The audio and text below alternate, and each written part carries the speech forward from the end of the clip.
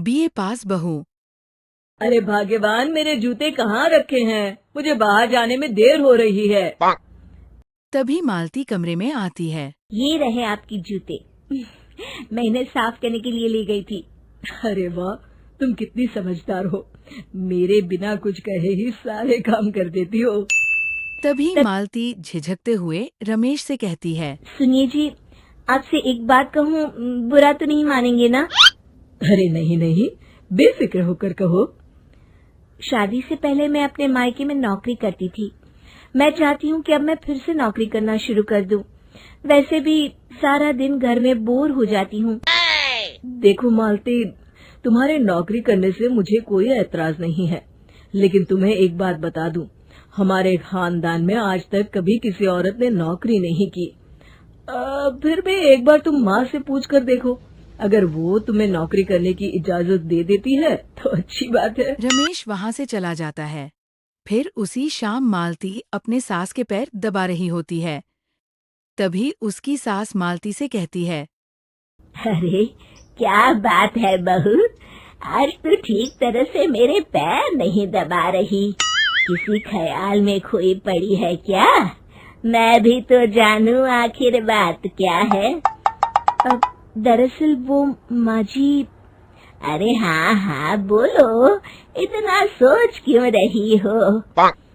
माँ जी, अगर आप बुरा न माने तो मैं नौकरी करना चाहती हूँ। घर के काम करने के बाद मेरे पास काफी वक्त बच जाता है। मालती की ये बात सुनकर उसकी सास गुस्से से कहती है, अरे बहू, तेरी तबीयत तो ठीक है ना? आज ये कैसी बहकी बातें कर रही है? भला हमारे खानदान में आज तक कभी किसी औरत ने नौकरी की है जो तू नौकरी करने की बात कर रही है? हैं?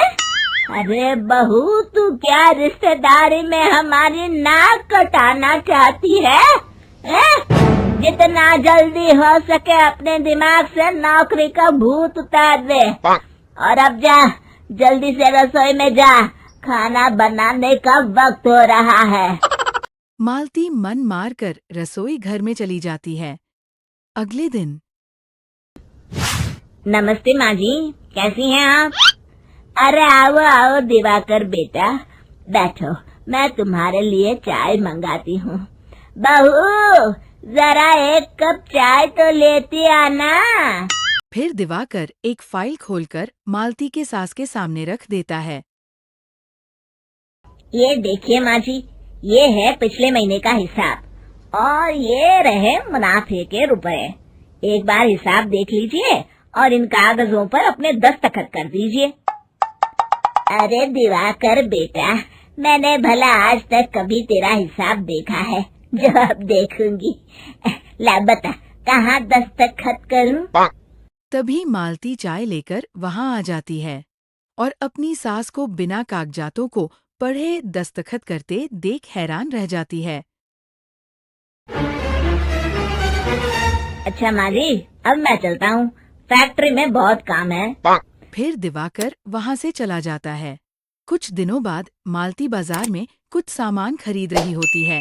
तभी एक बूढ़ा आदमी उसे आवाज देता है, अरे मालती बेटी, कैसी हो?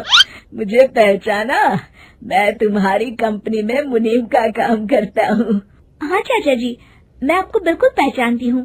कहिए, कैसे हैं आप? मैं तो ठीक हूँ। कंपनी में कुछ भी ठीक नहीं चल रहा, यहाँ तक कि हमें ठीक वक्त पर तनख्वाह भी नहीं मिलती।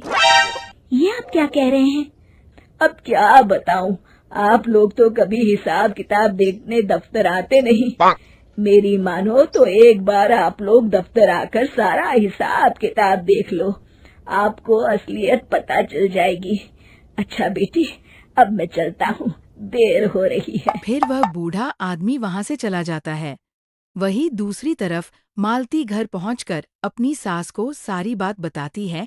तभी वहाँ रमेश भी आ जाता है, लेकिन मालती की सास मालती की किसी भी बात का विश्वास नहीं करती। अरे माँ, बिना आग के कभी धुआं नहीं उठता।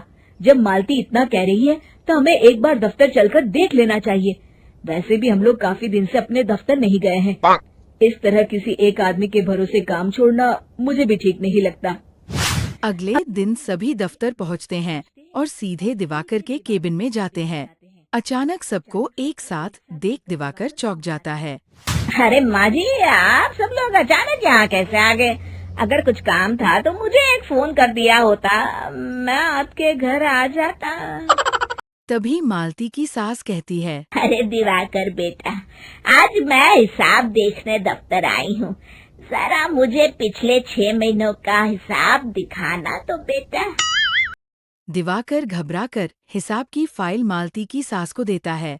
मालती की सास फाइल लेकर मालती को देती है और कहती है, ले बहू, देख ले हिसाब। मालती फाइल को बड़ी गौर से देखती है और अगले ही पल उसे सारी गड़बड़ी समझ में आ जाती है।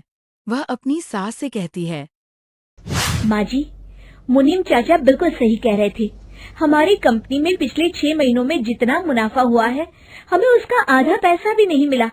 यूँ समझ लीजिए कि 1 रुपये में सिर्फ चवन्नी ही हमारे हाथों में आई है। मालती की सास मालती की बातें सुनकर गुस्से से दिवाकर से पूछती है, क्यों दिवाकर, मेरी बहू जो कह रही है वो सच है?